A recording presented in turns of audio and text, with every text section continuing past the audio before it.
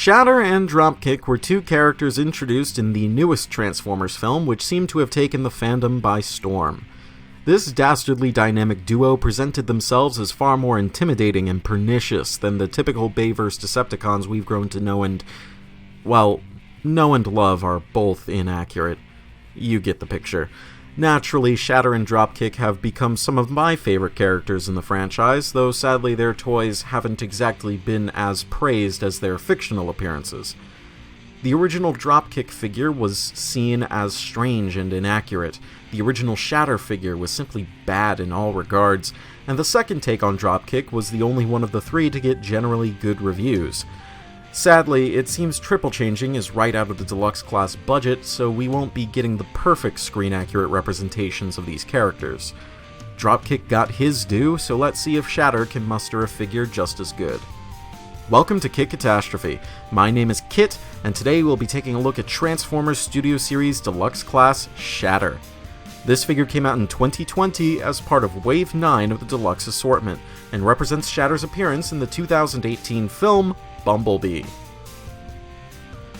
As stated earlier, Triple Changing was not taken into consideration for the Studio Series editions of Shatter and Dropkick, which means this figure focuses on Shatter's aerial alternate mode, a Harrier jump jet. Accurate to what I remember from the film, this jet is cast in a rather dull industrial gray with accents of black and red.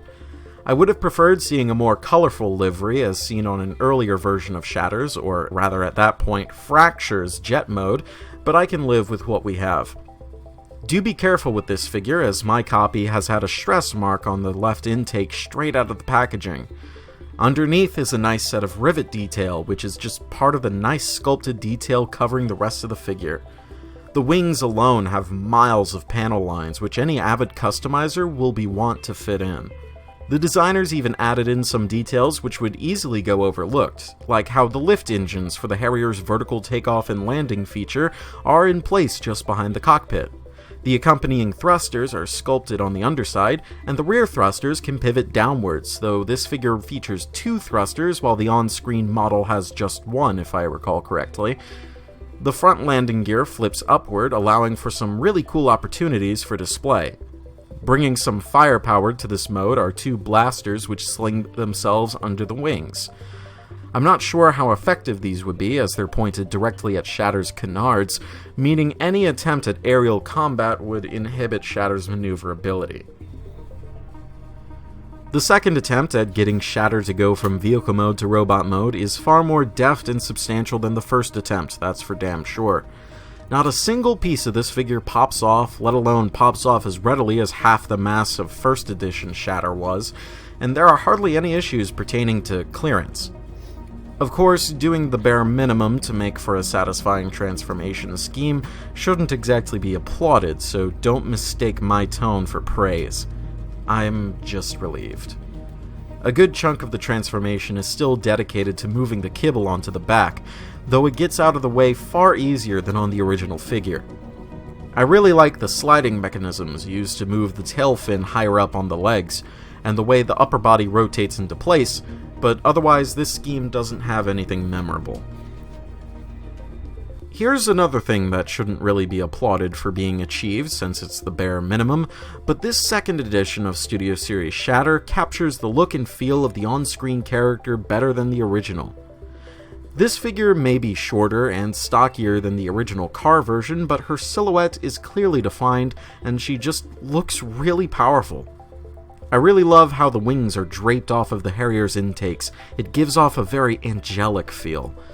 It's a pretty egregious form of kibble, but it's film accurate and is aesthetically pleasing to me. The cockpit hanging off of her spine is less defensible, though for the life of me I'm not sure how else it could have been integrated into the design. The adjustable rear thrusters are still movable in robot mode, allowing for Shatter to look like she's flying in place. Despite not transforming into a muscle car, Shatter's chest molding looks more like she does than that of the figure that actually turns into a car. Finally, we come to the head sculpt, which is based on Shatter's final design from the film, and naturally looks better than the original figure's concept art-based battle mask. I really wish the car mode Shatter and helicopter mode Dropkick, and even Bumblebee for that matter, were put on hold until the designs were finalized. The figures could have been so much better. Those wing-slung guns from vehicle mode come back for robot mode, where they're really only useful insofar as you plug them into Shatter's hands. Like many other movieverse weapons, they're sculpted in such a way so that it looks like they're growing out of the character's arms, which is one of my favorite design choices from the Bayverse. The guns themselves aren't very cool looking, though they're just about compatible with siege blast effects. Shatter has a ball-jointed head, and right off the bat, this is where the limitations start coming into play. As you can potentially see back here, she has some extra plastic on the nape of her neck that disallows more movement in the side-to-side range than this. However, she can look up, though that kind of looks more like she is turtling into her own shoulder line, and she cannot tilt her head in any sort of characterful way. So her ball-jointed head is quite limited because the ball is actually part of the head rather than the head cupping the ball. The shoulders move forward and backwards insofar until they hit the back kibble, and these ball joints are actually pretty tight. They can move outwards all the way, and they have a bicep swivel and a good faux ratchet detented elbow bend that bends just over 90 degrees, and that's it for the arms. There's nothing at the wrist, and that's pretty much it. Now, due to transformation, you'd expect Shatter to have some sort of waist swivel due to the fact that this part rotates, but it doesn't rotate very far in robot mode. I mean, I guess you could use it to give Shatter some kind of natural curve to her stance, but otherwise this is not a very useful joint, except in those really rare circumstances. So for most intents and purposes, she does not have a waist swivel, but if you want that extra like 2 degrees of rotation in the torso, you do have that option. The legs are ball jointed, and they are also on a really tight joint. They can kick forward and they can kick backward really far, and they can actually go outwards really far, which is kind of surprising just basing it off of the shape of her thigh, but the ball joints are actually cut really smartly and cleverly to allow for this nice leg spread so she can kick pretty high.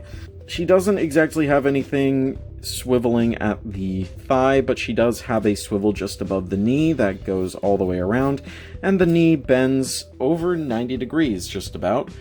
So the legs are pretty good, and she does have a toe joint in theory, but that's more for transformation than anything else. So let's try to come up with a little pose utilizing these various joints. Shatter is not the most posable figure in the line. She's actually not all that posable. As you can see, she just has the bare minimum number of acceptable joints, but you can wring a good pose or two out of her, but she's not going to do everything you like. It's no surprise that Studio Series number 59 Shatter is by far the better figure compared to number 40 Shatter. While the original number 40 figure had a great-looking vehicle mode, number 59 manages to look good in both modes and has acceptable articulation to boot. Now, I think Dropkick got the longer end of the stick in this duo, as I feel both of his figures are better than either version of Shatter, even if that helicopter mold is also based on concept art. The point is, if you were looking for an actually good Shatter figure from Studio Series, this would be as close as you could get. I think it'd be pretty fair to give Studio Series Shatter the rank of above average. If you liked this video or otherwise found it helpful or informative, then please subscribe for more reviews like this in the future. Let's bring it up to 500 subs, and feel free to suggest topics for future reviews in the comments. When we return, Red Reviews will be joining me on the show to take a look at another Studio Series Deluxe. This has been Katastrophe. Transform and roll out.